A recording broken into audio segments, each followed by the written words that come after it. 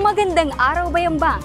Isang makasaysayang araw ang masasaksiyan natin dito ngayon dahil opisyal nang bubuksan ang Bayambang Central Terminal ngayong Lunes, ika-25 ng Agosto 2025. Kanina isinagawa ang ribbon cutting ceremony na dinaluhan ng mga opisyal ng lokal na pamahalaan kasama ang mga kinatawan mula sa transport sector, vendors at iba pang panauhin. Kasabay nito nagkaroon din ng maikling programa bilang pagbubukas ng bagong pasilidad.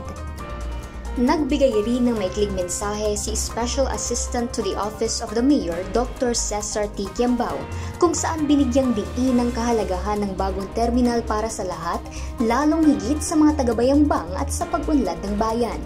Pinasalamatan din ang lahat ng nagtrabaho para maisakatuparan ang proyektong ito. Malaking bagay ito kasi unang-una magkakaroon ng orderly arrangements sa mga bagsakan, mga buses, mga jeepneys, pati mga pasahero, isa na lang ang pupuntahan, dito na lang. Then, makakaluwag sa traffic sa labas. Sa aking likuran, kung makikita ninyo, ito na ang bagong terminal. May maluwag na espasyo, moderno ang disenyo at may sapat na pasilidad para sa mga biyahero gaya ng waiting area at ticket section. At dito naman sa aking kanan matatagpuan ang bagsakan ng mga produkto. Bukas ito mula alas 6 ng gabi hanggang alas 7 ng umaga araw-araw.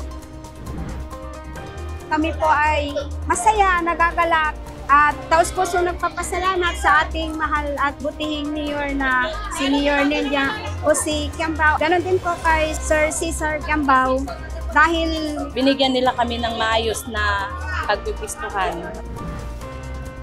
Layunin ng terminal na gawing mas maayos at ligtas ang biyahe ng mga pasahero. Sagot din nito ang matagal ng problema sa kakulangan ng parking at pagsisikip ng trapiko sa sentro ng bayan.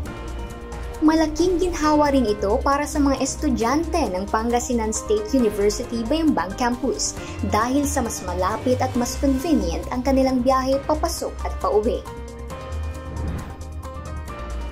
Simbolo ang Bayambang Central Terminal ng pag-unlad ng bayan. Isang malinaw na hakbang patungo sa mas progresibong Bayambang.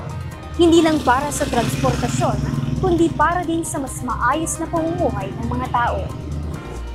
Mula rito sa Bayambang Central Terminal, ako si Crizel Ferrer, nag-uulat para sa The Reflector Liveline.